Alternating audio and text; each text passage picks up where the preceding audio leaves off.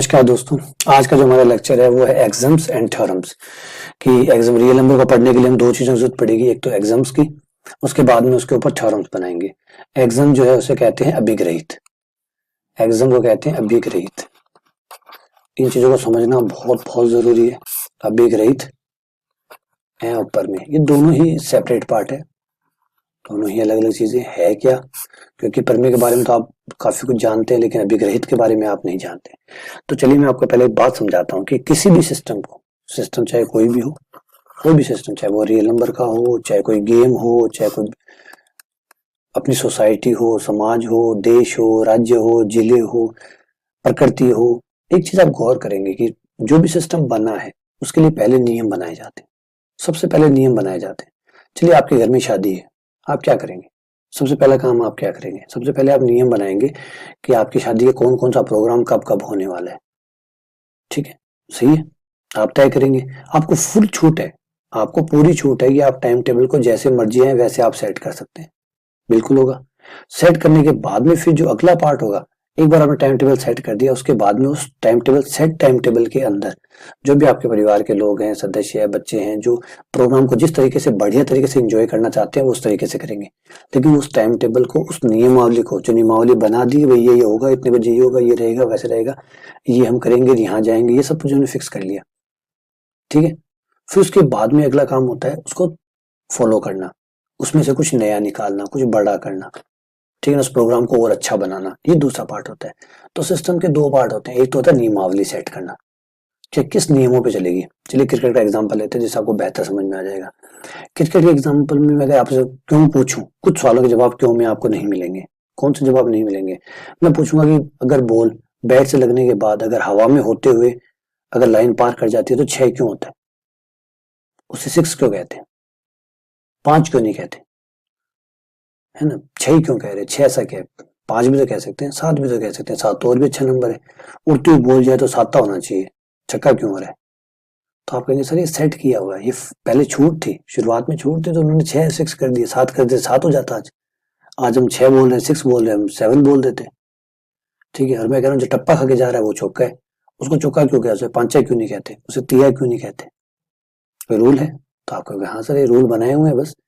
तो अभी आपने देखा कि ये फ्री छूट थी शुरुआत में, जब जिसने भी क्रिकेट की नियमावली सेट की थी उसके पास फ्री छूट थी। वो चाहता तो 4 मान सकता था, वो चाहता तो 6 मान सकता था। और अगर क्वेश्चन करने की बात है तो क्वेश्चन तो फिर भी आप करते। अगर मैंने उस समय 7 मान लिया होता तो आज फिर आप क्वेश्चन कर रहे हो तो 7 क्यों माना, 6 क्यों नहीं माना? और अगर उन्होंने 6 मान लिया होता तो आज फिर क्वेश्चन कर रहे होते 7 क्यों नहीं माना? समझ गए बात? तो वो कुछ भी मान ले, वो 6 मान ले या 7 मान ले या 5 मान ले, क्वेश्चन तो आज वैसे के वैसे फिर तैयार हो जाते कि जो भी माना है उसके अलावा दूसरा क्यों नहीं माना। तो आपको जब नियम है, आपके जो रूल्स है वो कहीं तो आप सेट करेंगे। आप इस बात की चिंता ना करें कि सवाल नहीं उठाएंगे, जो सिस्टम आएगा वो आगे जाके आप पे सवाल उठाएगा, है ना, आपके ऊपर वो जाके सवाल उठाएगा। तो आप दो तरीके से उसे हैंडल कर सकते हैं। एक तो आप पहले से कह दो भाई नियमावली थी, हम फ्री छूट थी हमें सेट करने की, हमने ये सेट कर दिया, हमने हमारी मर्जी से सेट कर दिया। दूसरी बात, अगर तुम्हें ये नियम पसंद नहीं है तो एक काम करो, ऐसा ही एक नया सिस्टम अपना खुद का बना लो। मतलब ऐसा ही कोई क्रिकेट का गेम खुद बना लो जिसमें उड़ती हुई बॉल जाए तो 7 होगा, और टप्पा खा के जाए, जमीन से रखती हुई जाए तो 5 होगा। अपना नया गेम बना लो, क्या दिक्कत है? हमने जो गेम बनाया, हमारे गेम में हमारे नियम चलेंगे, ये एक बढ़िया तरीका होता है। तो ये जो नियम होते हैं इनको आप सिद्ध नहीं कर सकते क्योंकि ये माने गए होते हैं, शुरुआत स्टार्ट की गई थी। अब चलिए आप सोचिए कोई गेम ऐसा हो जिसमें कोई नियम ना हो, नियम ही ना बनाओ बस। अब नियम नहीं बनेंगे तो बताओ कितने लोग खेलेंगे? लोग खेलेंगे या जानवर खेलेंगे, कैसे पता चलेगा? तो नियम ही तो बताता है ना, कि जैसे क्रिकेट में नियम है कि भाई आदमी खेलेंगे, तो मैं कंफर्म होता है कि अच्छा अच्छा आदमी खेलेंगे, इस देश के आदमी खेलेंगे, है ना। समझ में बात है? तो नियम नहीं होते तो पता कैसे चलता कि यहाँ भेड़े लानी है, बकरियां लानी है, या मैदान में कोई कुछ नहीं, मैदान को खाली छोड़ना है। नियम ही तो बता रहे हैं ना कि खेल जो होगा वो कौन खेलेगा, कितने लोग खेलेंगे, कैसे खेलेंगे, कैसे जीतेंगे, ये सब कौन बताता है? ये नियम बताता है। और नियम जो होते हैं वो सिद्ध नहीं किए जा सकते, उन्हें सिद्ध नहीं किया जा सकता, उन्हें बनाया जाता है फिर उन्हें फॉलो किया जाता है। क्योंकि खेल खेलने के लिए नियम की जरूरत होती है, और नियम जो होते हैं वो प्रारंभिक होते हैं, उनमें किसी प्रकार की कोई स्वतंत्रता, कोई शर्त नहीं लगाई जा सकती। दूसरा एग्जाम्पल आपको समझाता हूँ। हम कार चलाते हैं, हम लेफ्ट हैंड साइड में कार चलाते हैं, राइट में क्यों नहीं चलाते? अच्छा याद है कि अगर राइट में चला रहे हो तो यूरोपियन देश में राइट में चलाते हैं, वहां पे जाके आप ये क्वेश्चन पूछो कि लेफ्ट में क्यों नहीं चलाते? तो बेटा कोई नियम नहीं है कि लेफ्ट में राइट में, नियम बनाना था कि गाड़ियों को एक तरफ चलना है, क्योंकि अगर दोनों गाड़ियां फिर कंफ्यूज हो जाएंगे। सड़क एक है सड़क पे आने वाली गाड़ी भी है, जाने वाली गाड़ी भी है। अगर हम कुछ भी कोई भी फ्री छोड़ दिया कि भाई जिस तरफ गाड़ी चलानी है उस तरफ चलाओ, तो क्या होता? गाड़ी चल ही नहीं पाती, कोई किसके टक्कर मार देता, कोई किसके टक्कर मार देता, और पता भी नहीं चलता कि कौन गलत है, क्योंकि नियम ही नहीं है। तो नियम जो होते हैं वो सही और गलत की परिभाषा तय करते हैं। अब हमने लेफ्ट का नियम बना दिया, अब कोई गाड़ी चलाता हुआ राइट में मिल जाता है तो हम कहेंगे तो गलत है, क्यों? क्योंकि गाड़ी का नियम लेफ्ट का बनाया हुआ है। और वही यूरोपियन देश में राइट का नियम बनाया तो वहां को लेफ्ट चला रहा तो गलत हो जाएगा।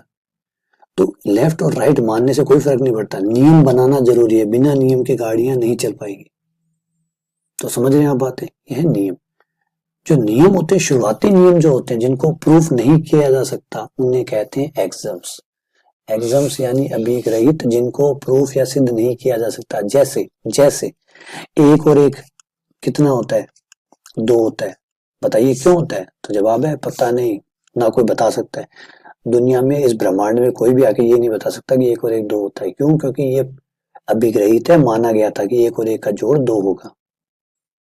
सही है। एक जीरो से बड़ा होता है, अभिग्रहित है ये। सही है। एक के बाद दो ही आएगा, दो के बाद तीन ही आएगा, तीन के बाद चार ही आएगा, ये अभिग्रहित है। तो अभिग्रहित कुछ चीजें अभिग्रहित है, लेकिन हमें समझना होगा कि भाई हमारी जो मैथ्स है, हमारे जो रियल नंबर है, उसके अभिग्रहित कौन कौन सी शर्तें हैं जो शुरुआत में मानी गई थी, और कौन कौन सी चीजें हैं जो थ्योरम है। थ्योरम का मतलब होता है जब अभिग्रहित बन जाते हैं उनके आधार पे, जो अभिग्रहित बन जाते हैं उनके आधार पे जब आप कुछ नया करते हैं तो वो प्रमेय कहलाती है। अब देखिए क्रिकेट के नियम तो बन चुके थे, अब आप क्रिकेट में जब आईपीएल देखते हैं तो कई प्रकार की चीजें देखते हैं, ऐसी चीजें देखते हैं जो आपको लगता है अरे यार तो कुछ नया एक्स्ट्रा ऑर्डिनरी काम किया इन्होंने। ऐसा तो होता ही नहीं है। जैसे कोई कैच पकड़ने वाला होता है, कोई सिक्स मार रहा होता है, फील्डर जो होता है वो एक हाथ से बॉल को हाथ से मार देता है, लेकिन बैलेंस नहीं बनने की वजह से वो बाउंड्री के पार चला जाता है, लेकिन तब तक वो बॉल को छाल के जा चुका होता है, तो दूसरा आदमी कैच पकड़ लेता है ना? क्या उसने रूल बुक तोड़ी? उसने कोई रूल नहीं तोड़ा, लेकिन रूल न तोड़ते हुए भी उसने एक अच्छी चीज बना दी, एक नई चीज डेवलप कर दी कि भाई कैच को ऐसे भी पकड़ा जा सकता है। नियमों को मानते हुए, नियमों को नहीं तोड़ा है क्रिकेट के नियमों को मानते हुए, उनका बेहतर इस्तेमाल करते हुए एक नई चीज इजाद कर दी कि कैच ऐसे भी पकड़ी जा सकती है, दो जने मिलकर भी कैच पकड़ सकते। जिस ऐसे ही जो नए नियम बनते हैं, ऐसे आपने क्रिकेट में अलग अलग प्रकार के शॉट देखे होंगे। Left handed batsman right handed होकर शॉट मारता है, या right handed batsman left handed होकर शॉट मारता है। तो ये सब क्या है? ये नए नए रूप निकाले, बॉलर नई नई प्रकार की बॉलें डालता है, गुगली है, ठीक है, नक्कल बॉल है, ये बॉल है, वो बॉल है। तो देखा आपने, इन्होंने क्या नियम तोड़े क्रिकेट के? नहीं तोड़े। नियम को न तोड़ते हुए नियमों से ही कुछ और चीजें निकाल ली, कुछ और डेवलप कर दिया, कुछ और इन्वेंट कर दिया। इसे कहते हैं थ्योरम। तो उम्मीद करता हूँ आपको आइडिया समझ में आ रहा होगा कि सबसे पहले क्या होता है। किसी भी सिस्टम को, जो भी सिस्टम अभी आपके पास है, चाहे वो रियल नंबर का हो, चाहे वो क्रिकेट का हो, चाहे वो फुटबॉल का हो, चाहे वो देश का हो, कोई और हो, शुरुआत होती है एक्सम से। एक्सम मतलब अभिग्रहित से। अभिग्रहित से शुरुआत होती है। अभिग्रहितों का ध्यान रखते हुए, अभिग्रहितों को मानते हुए, बिना तोड़ते हुए, हम इनके आधार पे कुछ नई चीजें डेवलप करते हैं जिन्हें कहते हैं थ्योरम्स। अब इनके ऊपर वाई काम नहीं करता है, मतलब है इनके ऊपर वाई काम नहीं करता, इनके ऊपर वाई काम करता है थ्योरम्स के ऊपर। थ्योरम में आप एक एक बात पूछ सकते हैं, ये कहां से आई, क्यों आई, किस लिए आई, ठीक है। इन पे आप जवाब पूछ सकते हैं, इन पे आप ये पूछ सकते हैं, लेकिन इनके लिए कोई जवाब नहीं, क्योंकि ये शुरुआती सिस्टम का पहला हिस्सा था। शुरू करने के लिए, तंत्र को शुरू करने के लिए ये। अब कोई कहे कि मुझे इन एग्जाम से प्रॉब्लम है, तो कोई बात नहीं बेटा, अगर तुम्हें एग्जाम से प्रॉब्लम है तो एक काम करिए, एक नया एग्जाम का नया सेट बना लीजिए अपने हिसाब से जो आप चाहते हैं। अब आपने क्रिकेट में कई गेम देखे होंगे, क्रिकेट जैसे ही बहुत सारे गेम चलते हैं, उनके नियम थोड़े अलग अलग होते हैं ना। क्रिकेट जैसे ही बहुत सारे गेम होते हैं, एक और भी गेम होता है जिसमें वो बैट पतला सा होता है, उससे मारते हैं, तो वो भी क्रिकेट जैसा ही है, लेकिन उसके नियम अलग है। तो अलग अलग खेल बनाए जा सकते हैं, और खेल बना लो, क्या दिक्कत है? इस क्रिकेट के तो ये नियम बन चुके हैं, अब इसको छेड़ना मतलब इस क्रिकेट को खराब करना है। तो ये तो अपने हिसाब से चल पड़ा, आप कहोगे छक्का को साता मानो और सत्ते को अट्ठा मानो, और अब इसको छेड़ना बेकार है, ठीक है ना। बॉल अगर बॉलर बॉल कराता है, वो विकेट के लग जाएगी तो आउट हो जाएगा, नहीं नहीं ऐसे नहीं होगा, ठीक है। बॉल विकेट से ऊपर से निकल गई तो आउट होगा, लगेगी तो नहीं आउट होगा। तो अब नियमों को चेंज करना या ज्यादा परेशान करना, एग्जाम में हाँ छोटे मोटे बदलाव एग्जाम्स में करते हैं, लेकिन ज्यादा बड़े बदलाव अगर आप करेंगे तो पूरा तंत्र ही बिगड़ जाएगा। फिर वो मजा ही खत्म हो जाएगा। तो उससे एग्जाम पे चलने दीजिए। अगर आपको प्रॉब्लम है तो आप एक काम कीजिए, नया तंत्र तैयार कर लीजिए, नया सिस्टम तैयार कर लीजिए जिसमें एग्जाम बिल्कुल आपके एज जैसे हो। आपको क्रिकेट पसंद नहीं है, कोई बात नहीं, आप क्रिकेट की जो जो चीजें पसंद है वो रख लीजिए, जो चीजें आप नहीं ऐड करना चाहते हैं वो नहीं ऐड कर लीजिए और अपना खुद का क्रिकेट तैयार कर लीजिए। ऐसा किया जा सकता है, ठीक है। तो रियल नंबर के भी अपने एग्जाम होंगे। अब हम समझेंगे कि एग्जाम क्या है, रियल नंबर के पास कौन कौन से एग्जाम्स है, और फिर उसके ऊपर थ्योरम्स के ऊपर काम करेंगे। तो उम्मीद करता हूँ आपको आइडिया समझ में आ गया होगा कि एग्जाम्स और थ्योरम्स क्या होते हैं।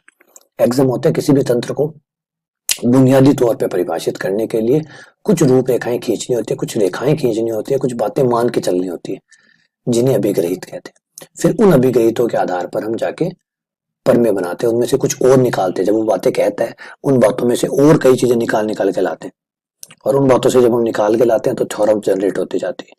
और कई बार तो एग्जाम जो होते हैं इतने कमाल के होते हैं, हम थ्योरम जो होते हैं ना, क्रिकेट को आप देख लीजिए, नियमावली लगभग वैसी ही चल रही है, लेकिन क्या क्रिकेट का तंत्र जो 2020 में है, जो भी चल रहा है ट्रेंड में, क्या वो क्रिकेट वैसा का वैसा है? तो आपका जवाब है नहीं नहीं नहीं, क्रिकेट तो बहुत बदल चुका है, बहुत ज्यादा चेंज हो चुका है। पता नहीं क्या क्या शॉट्स आ गए हैं, क्या क्या बैट्समैन है, कैसी कैसी फील्डिंग होने लगी, ये कभी सोचा ही नहीं जा सकता था। तो यही थ्योरम होती है। थ्योरम जो होती है उन एग्जाम्स को कहीं का कहीं पहुंचा देती है, उसमें और कुछ बना बना के, नया नया ढूंढ ढूंढ के, नया नया बना बना के कहीं के कहीं पहुंचा देती है। तो यही हम दो चीजें पढ़ेंगे, पहले एग्जाम पढ़ेंगे कि भाई हमारा जो रियल नंबर है वो कौन से एग्जाम पे बेस है, और फिर उस पे कौन कौन सी थ्योरम अब तक बनाई जा चुकी है, इंपॉर्टेंट थ्योरम। क्योंकि देखिए थ्योरम तो बहुत बन चुकी होंगी, बेहिसाब थ्योरम अवेलेबल होगी, लेकिन हम बेसिक थ्योरम्स की बात करेंगे, ठीक है। चलिए बहुत बहुत धन्यवाद। उम्मीद करता हूँ कि एग्जाम और थ्योरम्स वाला जो आइडिया आपको समझ में आ गया।